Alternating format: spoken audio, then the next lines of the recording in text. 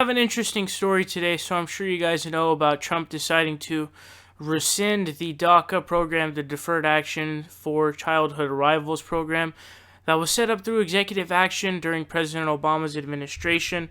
Now we have something interesting here because, of course, Tomi Lahren is somebody who is very white, very anti-immigrant, very xenophobic, and pretty much a huge douchebag. I think that's the best way to describe it.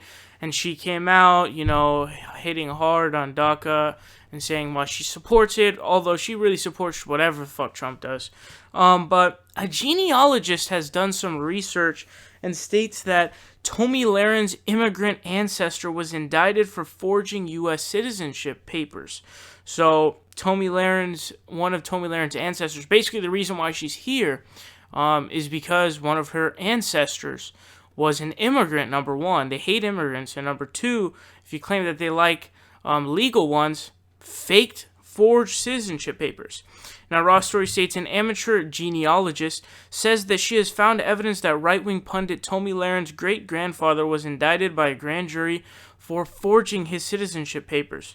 In an essay published at wonket.com, Jennifer Mendelssohn said that Lahren's remarks about the DACA program prompted her to action.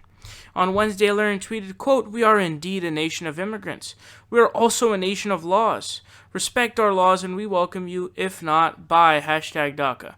I don't think the nation started on immigrants with laws because they came in, they genocided the Native Americans and then took their land." This is what she says. She says, quote, "I was curious how long it would take me to hit an immigrant if I dug into the tree of Tomi Lahren, the platinum blonde, snowflake-hating, ultra-conservative firebrand recently hired by Fox News. The answer was not long, but I never expected to pay dirt quite like I did." Tracing through Lahren's parents, then grandparents and great-grandparents, Mendelssohn found that Lahren's great-great-grandfather, Konstantin, sometimes spelled Konstantin with a K and no E, Dietrich, was tried before a grand jury in Bismarck for the crimes of forgery of a naturalization document and, quote, "willfully, unlawfully, and knowingly giving a false affidavit in conjunction with his naturalization proceedings." Konstantin Dietrich was born in Odessa, Russia, in 1887, according to his obituary. He immigrated to the United States at the age of 18 in 1905. He went before a North Dakota grand jury in May of 1917 for violations of the Naturalization Act of 1906. She wrote, quote, "The grand jurors accused him of swearing falsely to the date of his declaration and of altering the original papers to make it look like the declaration of intention to become a citizen had been executed in 1911 rather than 1909, apparently because he'd let too much time elapse before completing the process."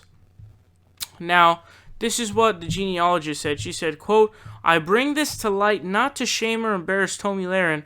Poke any family tree and you'll often find similar irregularities. It doesn't necessarily mean that Konstantin Dietrich was a bad person or a scorn-worthy illegal to be demonized, and I don't think so at all. I don't think so anyways. Perhaps it only means that, like millions of others, his overwhelming desire to become a U.S. citizen may have caused him to cut a corner or two. Quote, "It means it's pretty damn ironic that she continues to claim the moral high ground on this one, throwing stone after stone at illegal immigrants, unaware that she's been living in a proverbial glass house all along." So get this, man. We all know that she is massively anti-immigrant. She's xenophobic. And overall, like I said, the best way to describe her is a douchebag.